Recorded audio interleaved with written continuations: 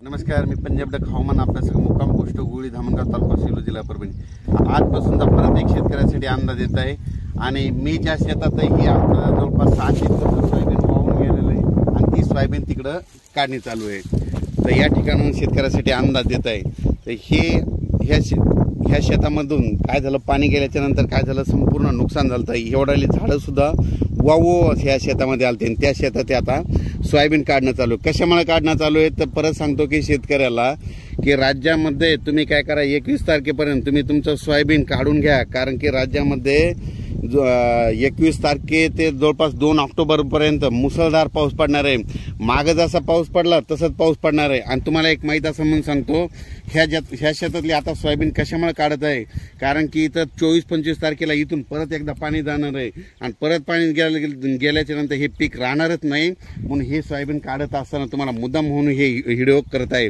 म्हणून तुम्ही देखील काय करा, 21 सप्टेंबर पर्यंत तुम्ही काय करा, तुम्ही तुमची सोयाबीन काढून वळे लावून ठेवा, कारण की राज्यामध्ये 21 सप्टेंबर ते 2 ऑक्टोबरच्या दरम्यान 10 दिवसामध्ये खूप पाऊस पडणार आहे, मुसळधार पडणार आहे, ओढे नाले वाहणारा पडणार आहे, नदीला देखील पाणी येणार आहे, वड्याला देखील पाणी येणार आहे, काही ठिकाणी पुलावून देखील पाणी जाणार आहे। म्हणून हा अंदाज लक्षात येतात।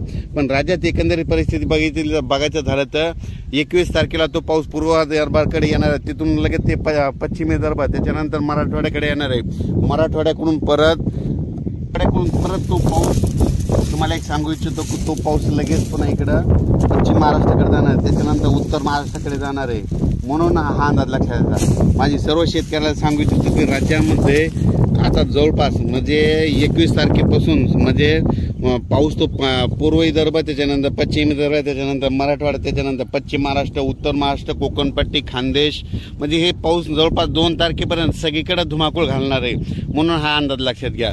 आणि तुम्हाला एक सांगू इच्छितो, आणखीन लातूरकडे म्हणजे मांजरा धरण आहे, तर त्या धरण देखील ह्या पावसामध्ये 30 तारखेपर्यंत भरून जाणार आहे। म्हणून त्यांच्यासाठी आनंदाची बातमी, माजलगावचं एक धरण भरायचं राहिलेलं आहे, ते देखील आता ह्या पावसामध्ये 30 तारखेपर्यंत भरून जाणार आहे। मग ही त्यांच्यासाठी आनंदाची बातमी।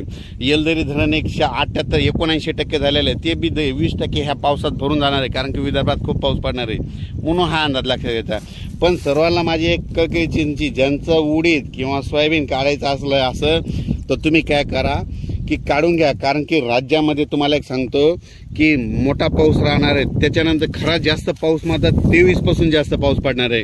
21-22ला सुरुवात करणार आहे, पण 23, 24, 25, 26, 27चा पाऊस मात्र मुसळधार पडणार आहे। म्हणून हा अंदाज लक्षात घ्यायचा। परत सांगू इच्छितो, परत एक सांगतो की राज्यामध्ये आता ज्यांचं पाईपलाईन किंवा नदीकाठी समजा एखाद्याचे ठिबकचं बंडल किंवा स्प्रिंकलरचे पाईप असेल, नदीमध्ये मोटर असेल, तर त्या काय करा, काढून घ्या, कारण की परत एकदा पूरस्थिती निर्माण होणार आहे। परत तुम्हाला एक सांगतो, उत्तर महाराष्ट्रात पाऊस पडणार आहे, म्हणून परत जायकवाडी धरणामध्ये पाणी येणार आहे, कारण की जायकवाडी धरण 100% पूर्ण आहे। मग तिकडं पाऊस पडल्यामुळे त्या नद्याला पूर येईल, त्याचं पाणी पुन्हा सोडावं लागतं, त्याच्यामुळं हे गोदावरी नदीला पूर येणार आणि तुमचे पाईपलाईन असेल, मोटर असेल, ते वाहून जातील। म्हणून तुम्ही हे देखील काढून घ्यावे। परत एक माझी तुम्हाला सांगतो, हे माझ्या शेतामधलं सगळं जवळपास 7 एकरचं सोयाबीन वाहून गेलेलं आहे, ही आता काढणी चालू आहे, कारण की इथं 23, 24, 25, 26 तारखेला इथून परत पाणी जाणार आहे आणि ते पाणी गेल्याच्या नंतर परत तुम्हाला इथूनच व्हिडिओ टाकणार आहे। म्हणून हे एक तुम्हाला या अंदाजामध्ये सांगणार आहे। म्हणून हे मी स्वतःच्या शेतातलं देखील सोयाबीन थोडं हिरवं देखील असताना, म्हणजे थोडं हिरवं असताना देखील काढून गेलो। म्हणून तुम्ही काय करा, तुम्ही तुमचं सोयाबीन आलेलं असलं तरच काढा, नसता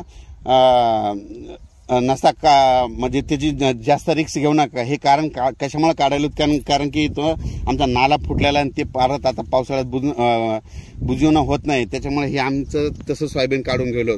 म्हणून परत शेतकऱ्याला विनंती आहे, ज्यांचं सोयाबीन असेल 21 तारखेपर्यंत तुम्ही तुमची काळजी घ्या। आणि या पावसामध्ये विजेचं प्रमाण जास्त असल्यामुळं तुम्ही झाडाखाली थांबू नका। त्याच्यानंतर पूर्वकल्पना म्हणून हा परत एक मेसेज देत आहे, त्याच्यामुळे तुम्ही काय करा, तुमच्या सोयाबीन असेल तर त्याची काळजी घ्या। म्हणून हे देखील तुम्हाला सांगतो, राज्यामध्ये अचानक वातावरणात बदल झाला तर लगेच एक मेसेज दिला जाईल।